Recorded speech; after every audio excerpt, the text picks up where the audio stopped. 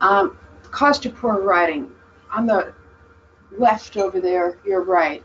We've kind of showed that if you have to rewrite it, it goes from one price to another. But I think the real price of poor writing is right here.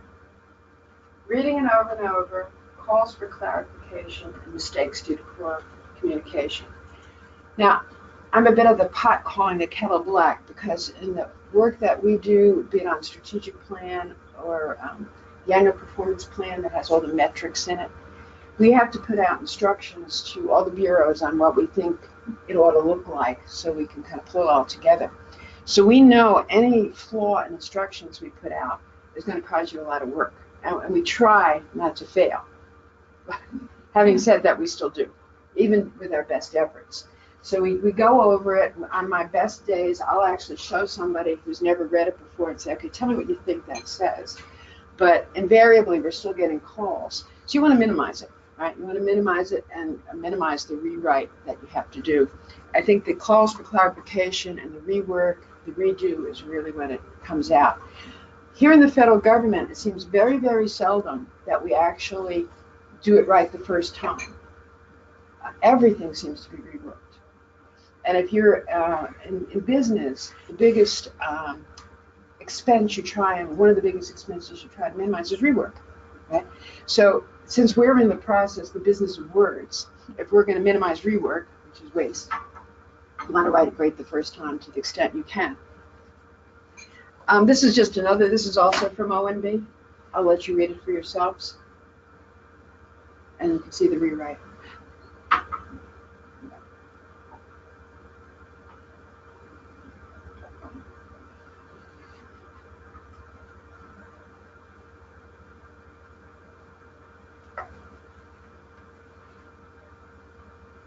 I wish these were fictions I made up, but it was really very easy to find this stuff. Now, one of my theories about poor writing in the federal government is that we're uncomfortable with directness at times. Here, OMB is basically saying, if you give us a lot of lowball targets that you could sleepwalk and still make, we're going to question you. I don't really want to say that, but the truth is, yeah, right? So they bury it in all that language. But the fact of the matter is, what they really want to communicate is, we're going to come after you if you got low targets. So I say, hey, that's what you're going to do. Just say it, and you can say it in a few lines. So there is a law, plain language law. I'm going to give you a reference at the end, on the very last slide. There's a plain language handbook that is extremely well done. You can Google plain language. It'll go into a lot of detail beyond what I'm going to present here. I think of the rules they present. So if they have 30 rules, 10 of them are mostly what goes wrong. I'm going to give those 10 that are the preponderance of the problem. But they also do very nifty things. Like often in our work, you have to include some kind of citation, but it really breaks up the thought. So they give you a couple, 3 ways of how to include the citation, but still make it smooth. So they've really geared that handbook to the writing we do and the problems we face. So I highly recommend it. But it is a level above what I'm going to give you here. It's the law. It is not dumbed down. People say, oh, you're right to the 8th grade level because we're all stupid, right? No. As it says here, the Harvard Business Review is totally written in plain language. All the major newspapers are written in plain language. What also happens, I was saying that one of the reasons we fail in this is because we really don't want to say what we want to say. You know, you got to do this, period, end of story. The papers can be direct about that. But it also happens because we're trying to show how smart we are. And it happens a lot in briefing materials. I got a new deputy secretary. I want her to think I'm the greatest mind that ever walked into her office. So I'm going to throw every big word and a lot of acronyms, and she's going to say, this girl's got it going on. She knows her stuff. In fact, she thinks I'm an idiot because she comes from business, where the business environment is very much plain language. Tell me what you want. If you put a fog factor in it, you're a fool, get out. But people do, particularly young people, add a lot of big words thinking that somehow that's enhancing the language. No. Oh, it is worth the effort. The reason I'll put the effort is we had a test case, not intentionally, kind of an accidental test, but the Census Bureau was trying to communicate to the Hill, this is a couple, 3 years ago, they needed upfront money for the 2020 census to try different techniques and see what would work. And if you looked at most of the justification, like most of our justifications weren't that big, right? And very hard to wade through. And even if you tried, you'd probably sleep on the third page. Right? So instead, they put together a one-page kind of a pictograph. It had images on it and kind of showed you the path and the development. They were waving it around Capitol Hill saying, this is what we need. This is what we can deal with. I can bring it to somebody, explain it. So it can mean the difference between getting the resources you need and not getting the resources you need. It drives me crazy that in a lot of our budget material, the most compelling fact is buried in text. The thing that should be the headline. Right? Aquaculture is 90% of the seafood in the United States is imported. I think we ought to play with aqua. 50% of that is raised through aquaculture. Does that tell you we ought to be filling with agriculture? You don't, tell me more. What can we do with the program? So you lead, just like a newspaper, with the thing that is compelling. We don't do that. We bury it. Maybe it's never even seen. It also hurts our credibility because we should know better. The process of writing matters. I'll go back to our poor lawyers again. You'll sit there and you go, I'm going to write this, but I damn well know then when Charlie Smith, the lawyer, gets it, it's going to be turned 3 ways, widget, and upside down. Go to Charlie first. Start out with Charlie. So Charlie, what considerations do I need to put in this to pass muster with you later on? It's kind of like pay me a little up front or do a total rework. You want to get it exquisitely right and then have Charlie rework it for you? No. Talk to Charlie up front. Or there's that person up the hall who'll have to clear on it, who has very strong opinions on it, and considers the local expert. And if their 3 points aren't in there, it's going to get redone. It's going to bounce. Get the points up front. It's not even a bad idea to work up an outline as a team. Now, I've seen this. I did a short stint at NATO, and I thought this was clever. Because imagine coordinating nations around correspondence. So the officers would meet in the morning over certain key correspondence, and they would agree on that response to this particular letter. We need to make these 4 points. This is the key one. So that right up front, the author had what the different nations felt was essential, and then you didn't have to rework it later. So you can set up your process to get some of that input early rather than later, and hopefully get it through the system faster. My first day back at Commerce, I worked here when I was a very young woman and came back about 2010. I wrote something, it was correspondence to all the bureaus asking them for some information. It was under Gary Locke, and he wanted to do the balanced scorecard. So I wrote it, and I crafted it. It was so clear, right? And then it started going up and down. It looked like a horse when it left me. It came back as a camel. And by the time it came back as a camel, I didn't really rework it that much because I didn't want to send it to the system again. So I let the camel go, and hope for the best. So if I had talked to those folks up front, maybe I could have kept a horse. What points in the description? These are kind of, you involve the affected and the interested. The other, my husband, who's a research professor, both of us agree on this point. If you have a big writing block, you probably have a fact that's missing, an information gap. He says, if I can't push this through, there's something missing. So he stands back from it and says, okay, what is it that I don't have, information I don't have, that's causing me to not be able to articulate this properly or defend the position? So sometimes when you're at a block, you need to do more research. Good writing, and maybe this is what people hate. If I handed you a well-written piece, it looks like soap. It took 2 minutes. Now maybe I redrafted it 4 times. It looks so easy, so it doesn't impress you. But it takes 3 or 4 drafts. And it takes a lot of time. I think one of the young people coming in think, oh, gee, if I write a 1-page memo, I should be able to do that in an hour. 1-page memo might be a day's work. And it might be well worth the day. Because it's going out to hundreds of people like an OMB circular.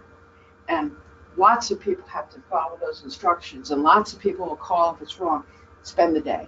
It takes a lot of time. Email, I have to be so careful because I want to whip it out. And if I ever just press the button, God help me, I'm going to look like a fool. My hands don't keep up with my head. There's a lot of silly stuff, even in a short email. The reread, is so essential, whether it's an important paper or something brief.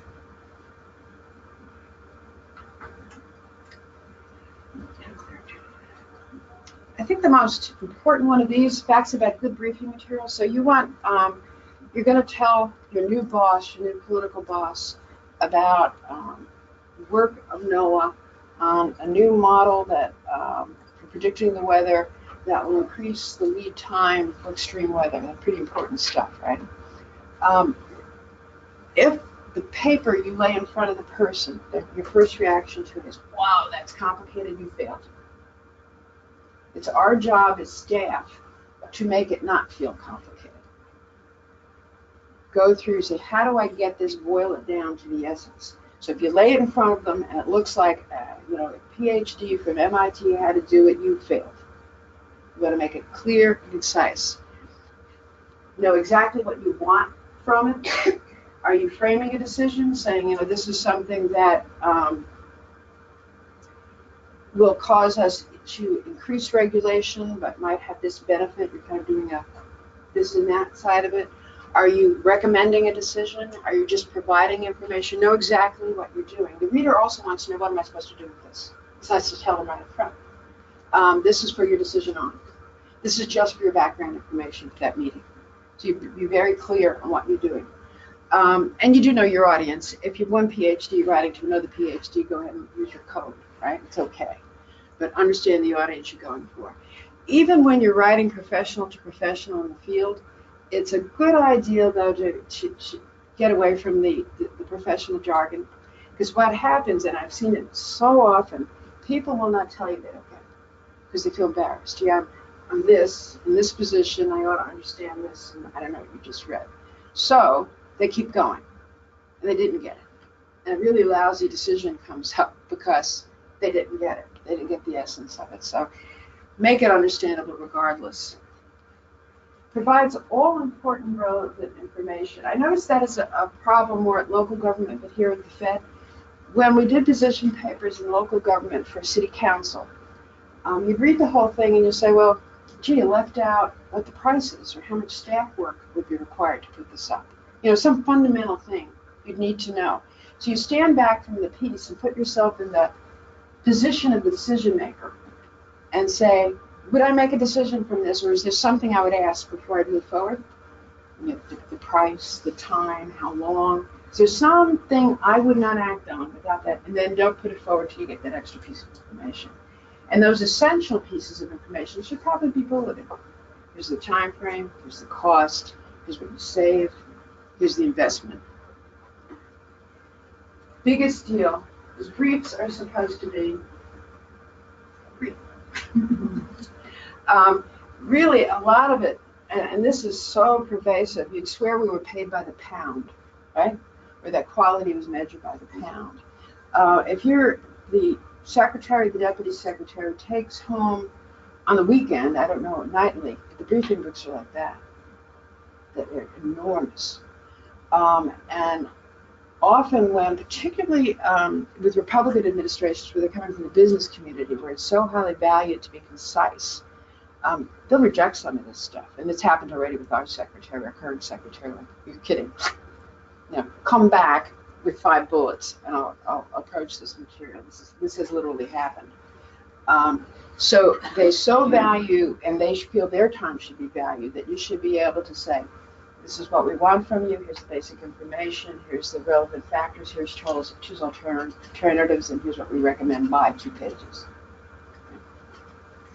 I would say that one of my first jobs in the federal bureaucracy, I worked for a law office of Interior, and they would hand me, at that time we had an oil spill case, Santa Barbara oil spill. Anybody my age can even remember that? Alaska Native Claims Settlement Act. There's some very big cases. They'd hand me a file like that and say, summarize it in 3 paragraphs. That's really cool. That's really cool. Because even though you've got all that, there's probably 2 or 3 things that everything hinges on. So your problem is, what are those 2 or 3 things that really is the essence of what is going on here? A great drill. So your organization, you start out, what's it about? What do you want from the person? Basic background. Anticipate the questions a smart person would ask. Bullet out the answers. Headings are really useful. So suppose you're talking about aquaculture, and the secretary, this is the case with our secretary, this has been an interest of his for quite some time. He knows a lot. He probably doesn't even need the background. So if you've got some subheadings, he can go right to the decision and right to the essence of what you want from him and skip over. But if you need those subheadings to help guide him through that. This is examples of compelling facts. If you're writing a paper on succession planning, what's compelling? 30% of us are eligible to retire. That get your attention? I mean, immediately you're saying, oh, I'm going to read this sucker. You want to do that particularly with Congress, right? What pushes them to want to know more? 85% of the new markets are outside our borders. I mean, that's a very compelling fact for economics, because the growth for the U.S. economy will very much depend on our ability to sell to the rising middle class of developing countries, right? Kind of a compelling fact. 70% of Christmas sales were online. What does that tell us about e-commerce and NTIA and what they should be doing? So it immediately tells the person, read on, because this is something very important to you. Don't bury it. So this is just a quick outline of what a position paper might look like. We're going to do a green store, which we have at Maine Commerce.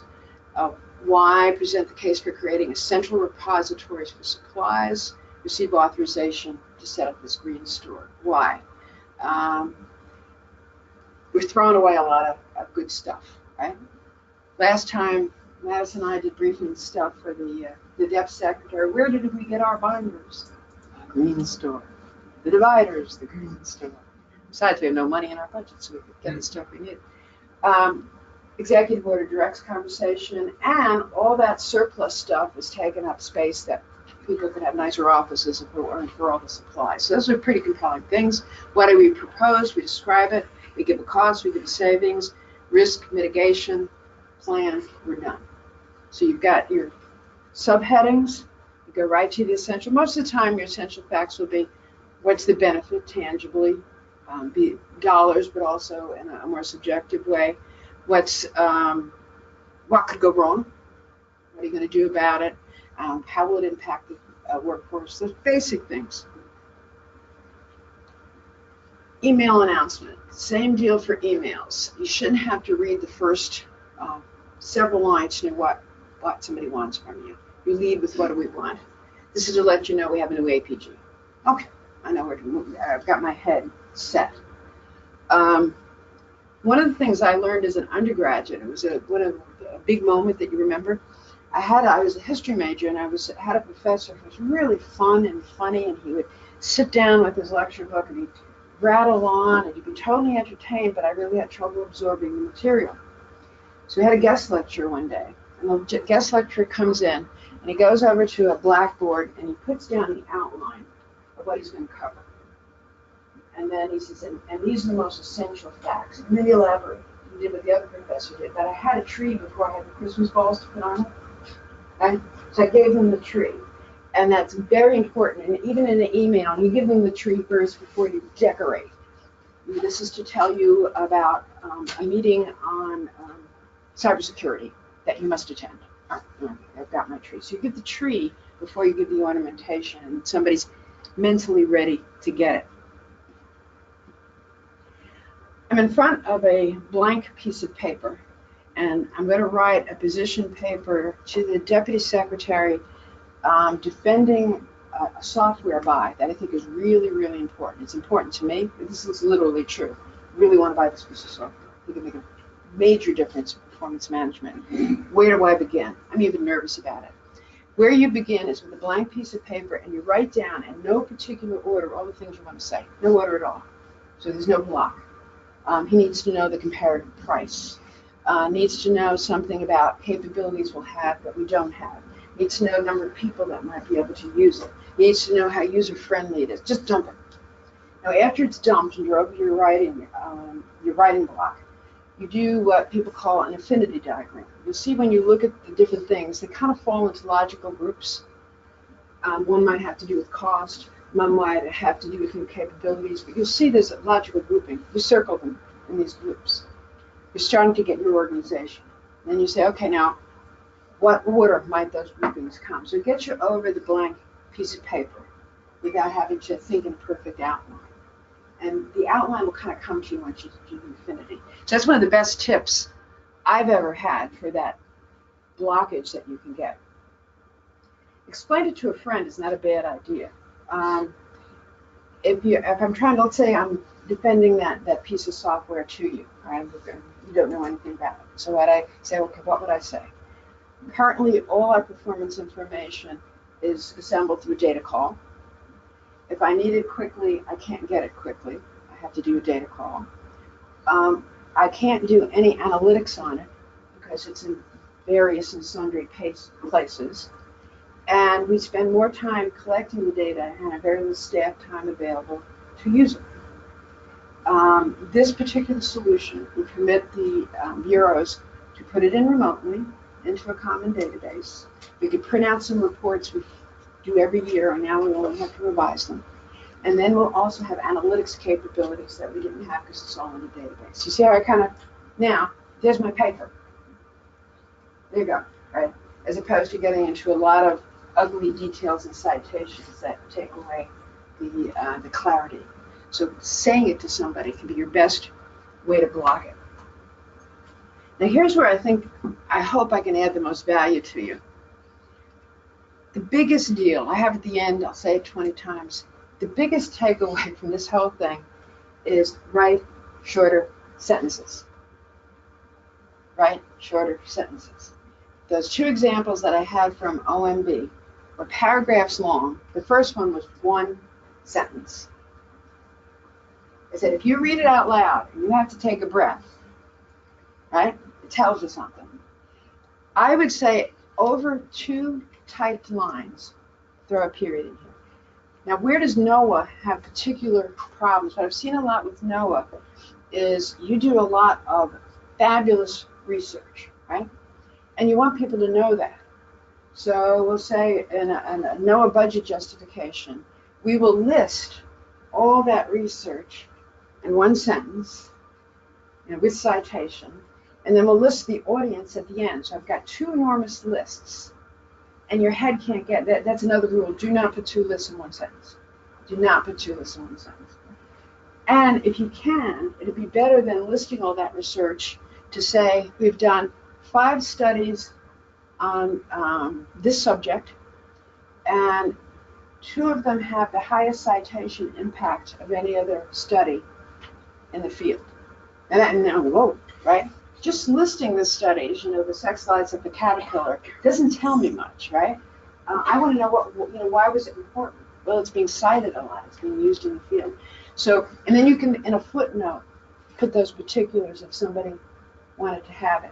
Do not list, because the congressman or the staffer won't get their heads around it or won't get the impact, won't appreciate the impact. We're thinking that we're impressing them with volume, all this important stuff, and in fact, we're putting them to sleep. So say 10 studies, 5 studies on this subject with this kind of impact, this kind of utilization, this kind of reception, and the audience includes the community, the fishermen in the community are actually using the research. So one idea per sentence, brief sentences, always active voice. See if I got, somebody give me an example of passive voice. The ball was caught by Chris, the objects behind, as opposed to Chris caught the. It's always going to be more clearer if you're an active voice. Keep the subject, verb, and object together. What they mean by that is we can get carried away with adjectives. Our study was complete, comprehensive, edgy. It goes on from there. Usually, if you say complete, we got the ideas of good study, right? Ration yourselves on your adjectives. Avoid double negatives. Have you had a good example of double negatives recently? Place words carefully. Misplaced modifiers are a funny thing. Anybody? What would be the girl in the white hat? Girl in the white hat. The girl went to the store in a white hat. See my misplaced? And most of the time that's not a problem, but sometimes it can come out real funky. Include one list per sentence. Consider summarizing rather than listing. These are the big guys that'll help us. A shorter sentence. Active voice, we do pretty much. We get carried away with our adjectives. Even if it'd be more precise to add that last one, give it up. Just do a couple. Double negatives, it comes up. Misplaced modifiers, a lot. One list per sentence, Lord, we do 2 and 3. And then summarizing is your cure for that one. The one about as a for referenced. Do you ever say that in conversational English? Or read. I like to use read, meaning regarding, but you don't talk like that. I don't know if young people use that anymore. Anybody know what I mean by read? Regarding. Limit adjectives. When we did our strategic plan for Penny Pritzker, the gold one, if you've seen it, we must have leveraged everything you could possibly leverage. We leveraged applications. We leveraged education. We leveraged programming. We leveraged everything. I just had to come up with ways of taking them down. So actually leveraged is a really kind of neat word. Just don't use it in every paragraph. Be precise. This came from my local government experience. They'd always say the budget reflects something. It doesn't reflect something. It either has the money or it doesn't have the money. Right? It's got enough to buy the computer or it doesn't have it. It has enough money. So be very precise. The simplest form of the verb. Now that was a new one because I went to parochial school and we could do magic with verbs and name the different parts of speech and all that. For the most part, you can get away with the simplest form, and it really cuts your word count down. Now for fun sometime, and this is actually a fun thing to do, write something that you think is pretty good, and then go over it and just try and take out words that are excess baggage. Okay? Then put it down, come back to it in a half an hour. You're still going to be able to take out words and not lose meaning. It's a fascinating drill. But one of the ways to take out verbs is to use the simplest form of the verb, and you have the hases and the to be's go away. Here's my misplaced modifier. The girl went to the store in a white hat. This post one was real, so take a look at it.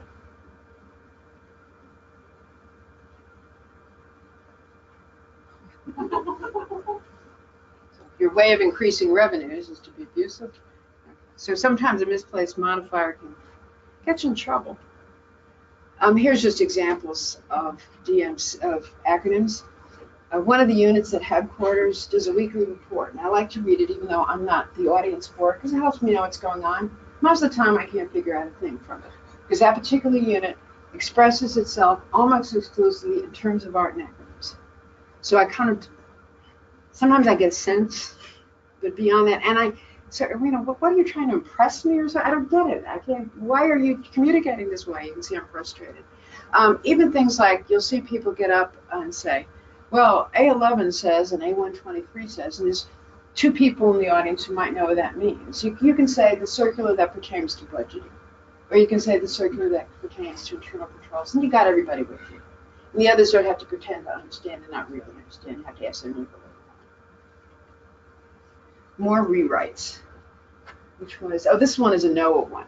This probably was revised. I did this presentation several years ago, but let's give it a try. After notification of the MFS, this final rule requires all K-order vessels operators to have attended one skipper education workshop after all workshops have been convened by MFS in September 1997. CA order vessels operators are required to attend skipper education workshops at annual intervals thereafter. Unless that requirement is waived by NMFS will provide sufficient advance notice to vessel operators and on and on. What it means is vessel operators must attend a skipper education workshop before they begin fishing each year. I think that's what it means. But you can see how somebody could botch following a rule, not because, I could see a fisherman being patiently reading that and saying, what are these people smoking? Not how do I comply? So and this is what plain English looks like. See how the length of the sentence is must attend, we're afraid to be that direct. You gotta go. If you're direct, it's clearer. Good paragraphs. So we've talked about sentences. Sentences are shorter. Sentences have simple verbs. Sentences don't include a lot of lists. What about paragraphs? Well, the way they're teaching young people now in good schools is to structure your paragraph around the because theory. So your topic sentence says, anybody get this in school? I don't know whether it was generation or what. Commerce is an interesting and rewarding place to work because research conducted by commerce employees is at the cutting edge of science, because NOAA is developing state-of-the-art weather forecasting models, because NIST is developing nanotechnology, because commerce agencies save lives, because ITA, MEDA, and EDA help save livelihoods. You see how it's... Now, if you write every paragraph that way, it's going to get a little dry. But if you are writing a 3-page briefing memo, no matter, you can use this structure. Sometimes you'll see a variation where they'll literally put the reasons and the topic. You can flip it a little bit, to add a little bit more variety. But that's the basic paragraph structure, where you have, now the kids, when they get older, are often told that you have a topic sentence, and then and this one is not a bad example.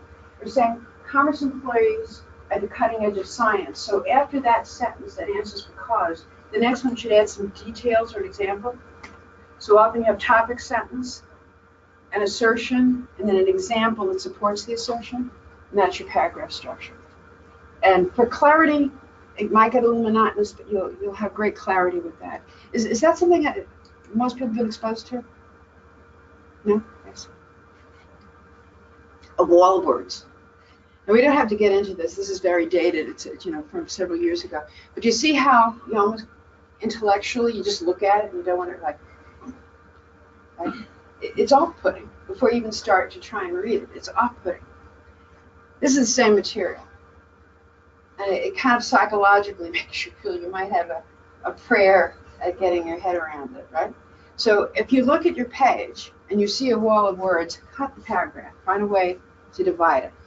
And there is something psychological to say a page should have some white space. If you're looking at your briefing and it's text, you know what people do now? They use PowerPoint. Now this drives me crazy. PowerPoint was originally made for this kind of presentation, right? But what do we use it? We do briefing materials on it. And people put 10-point text on PowerPoint. I literally have a magnifying glass on my desk. Now it's not because I'm old, I'm that too. But it's because I have PowerPoints with this, it's like a fly walked across the page trying to squish it all on, right? That's off-putting. And PowerPoint really is meant for this, not for briefing material. I don't know why we never use Word anymore in this stuff. Maybe you can do the diagrams easier in PowerPoint. But break it up. I'm going to do a little bit about graphic information. Does the title clearly state what's being presented? We're that software I told you that we're lobbying for. We're doing a demo because it's one of the things it does is visualize your data. And I've been looking at it and I've been asking folks, make sure the title on any of these visualizations leads the horse to water and puts his face in, right? If this is lead time for weather prediction over 10 years, that's the title. Right there, headline, minute I look at it, I can see how that, interpret the line at a glance. Visuals should be almost where you look at it and you get it straight away. Tough, but to the extent you can do it, that's the aspiration. You need to label things, a clear legend. Too much data is going to add the fog to it. Is the scale right? Sometimes we monkey with the scale to make a point. Does the image tell a story? Now, everything I'm going to show you here is something I actually got from bureaus several years ago to present to the Secretary of Commerce. Okay, that's a chart. It's even a NOAA chart. So somebody critiqued that chart for me against those criteria. What would you do to make it tell the story clearer? Color. Help me with that. You're on to it. But what's problematic about the color? Well, it would make more sense of the presentation will bring your eye to what you might want to see. Like you have the FY up to 13 or whatever. You might be interested in what happened in FY 11. Mm-hmm. So color. I'm an artist, so yeah, you're going to bring a lot to it. Well, the biggest deal, right? Check this out.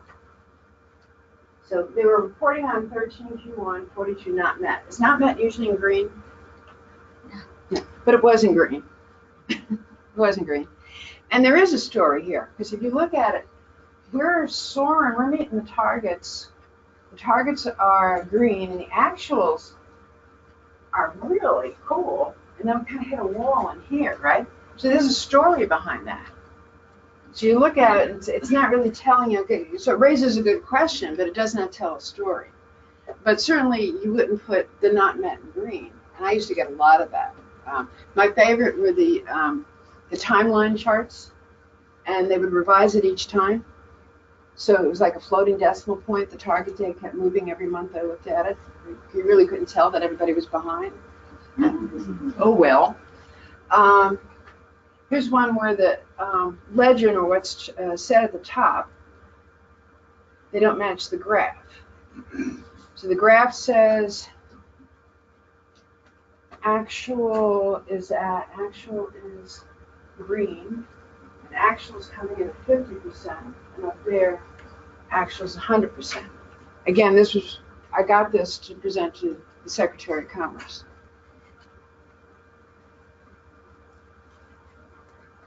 This one has a lot of information, but it's very problematic, because if you look at it, I've got everything annual up to here, and then I've got a quarter, and the quarter is only a small fall off of the annual. So should I be dancing in the streets or worried? I don't know. It's like I go, well, what are we telling me on this one?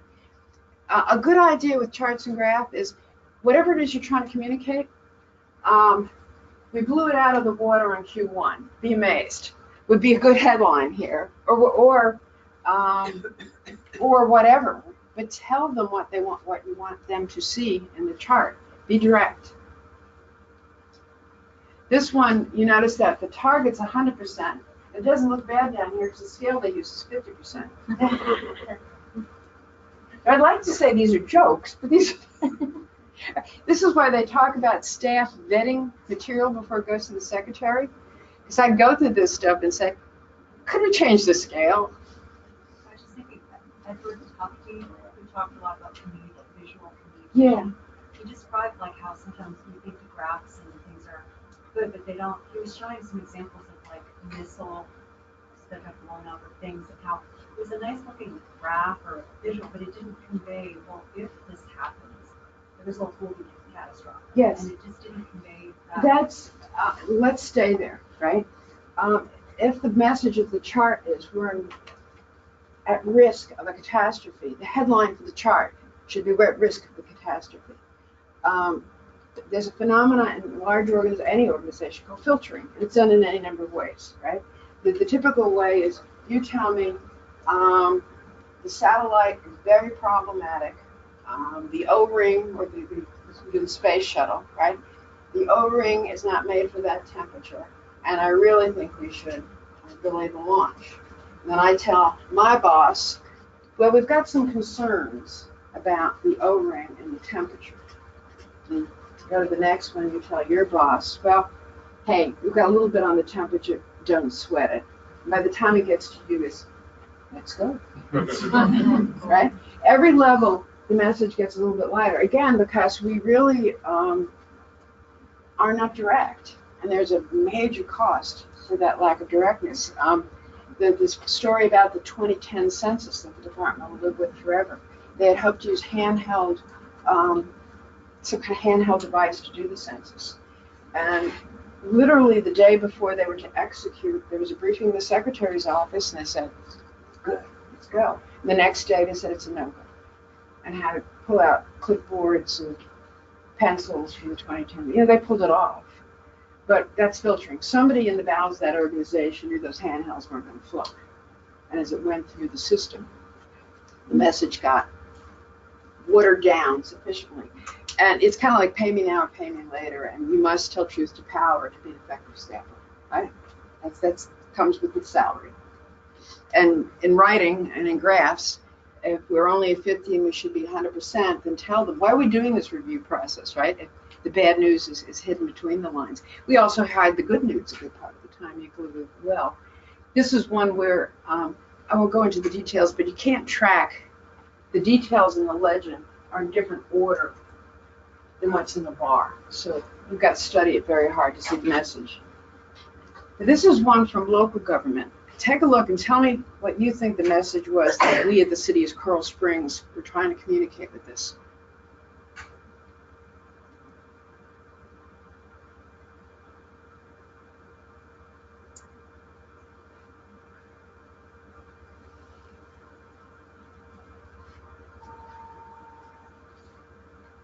So what do we hope the reader would walk away with? It's always high customer satisfaction. Even when really crappy things happened. And really crappy things happened, right? So here's the headline. High customer satisfaction in good times and bad. I'm telling you exactly what I want you to see.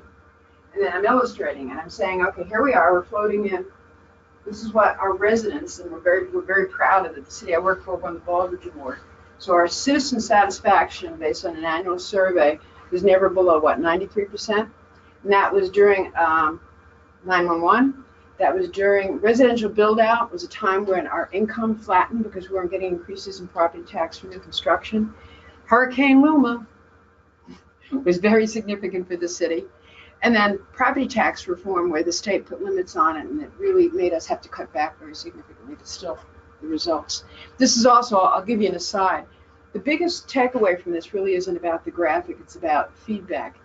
The federal government, if you'd say, what's wrong with the federal bureaucracy? The city of Coral Springs learned that the way to get better and the way to get credible is to ask folks, right? So we did like a marketing research survey every single year. And it wasn't just, what do you want more of? They'll always say everything.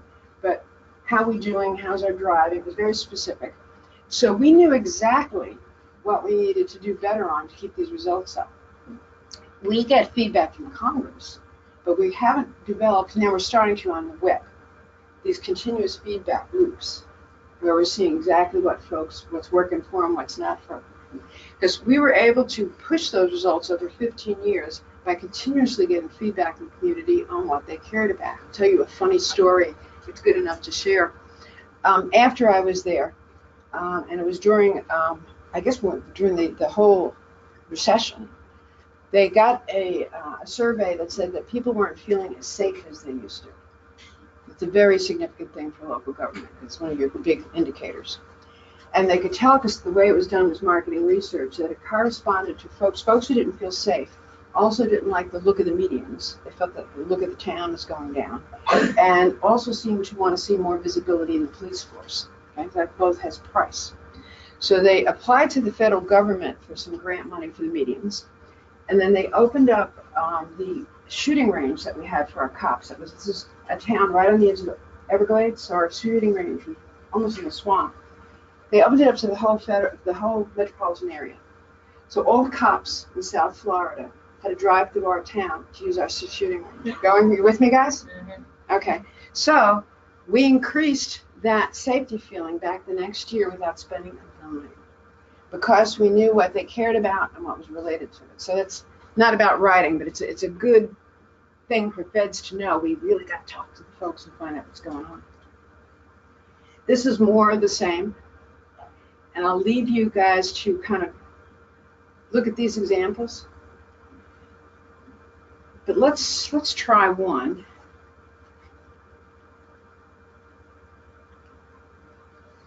Okay, what do you think is the major problem with this one?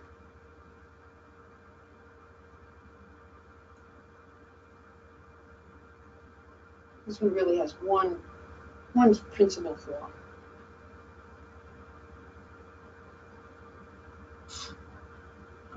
What would you do to improve it?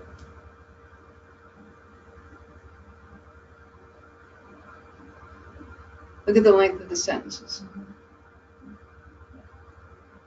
Let's even try it out loud, right? For the first time, the U.S. federal government will actively advocate to business leaders to local production and investment in the United States, a tactic often employed by competitor nations looking to attract investment. Should it be 2 sentences? Mm-hmm. Sure. When I had to breathe.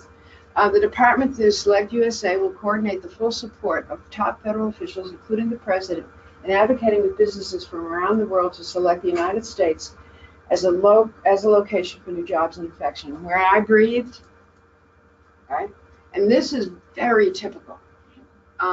No writing prof will say that's wrong or bad or not grammatical, but it's not plain language. And it's not plain language because you need to break it up. The accessibility just by breaking up those sentences increases vastly. For the first time, the U.S. federal government will actively advocate investment in the U.S. to foreign business leaders. Many other nations have similar national programs. The Department through Select USA will coordinate actions by top federal officials, including the President, to increase investment by foreign businesses. With these businesses, Select USA, new U.S. jobs and investment result. I think I even should have cut that second sentence, that last one, the next to last one further. So I was huffing on that one. So the summary here is, take a look at the presentation. Particularly, take a look at, there's like 4 or 5 examples that I've edited. See what's been done there, in terms of taking out excess baggage and stuff. But if you did nothing else, cut your sentences. 2 lines, it's over, period, start again. It's not hard to do. Read and get out the unnecessary words. Give that third reading, see what the baggage is. When it's really important, read it out loud and see how it sounds to the ear. If anything in there you would never say, a word you would never say, expression you would never use, edit it out. And on your charts and graphs, use very, very clear graphs. And what do I mean by parallel construction? Anybody know what parallel construction is? I think this might be a lost concept. Maybe it is even Right, label. There you go. When you're listing, you use the same part of speech for the beginning of each list. It just makes it smoother. If you want to know more, the plain language, superb. It's really well done. Like a lot of things that may be a little longer, it's well indexed. You can get to the different issues. Beautiful examples. How the way you frame a decision paper affects the decision. Whether I state something as a loss, if the mayor of New York approves this plan, the loss of life would be reduced by, will have a different effect than if I said, if the mayor approves this plan, X more people will survive accidents. That negative positive thing has a vast effect on the decision. So some of that is played out. That's a course you can get on tape or you download. And then in Thinking Fast, Thinking Slow gets heavily into the psychology of the way you frame something, how it affects the decision maker. So scary. It's really scary. Because it tells you if you really master the way you put things, you can manipulate people profoundly. So there's that element. So what I'm telling you is that beyond what we've gone over, there's a very heavy level to these briefing papers and how you might put something to be persuasive. And if something were very, very critical, you might get into Thinking Fast and Thinking Slow and sin or some of what's there. So that's it. Okay? Thanks for having me. Thank you, Christine.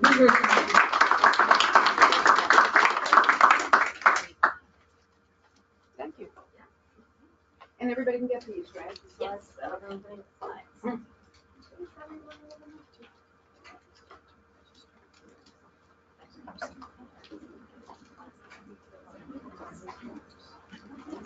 I'm gonna have to get a copy of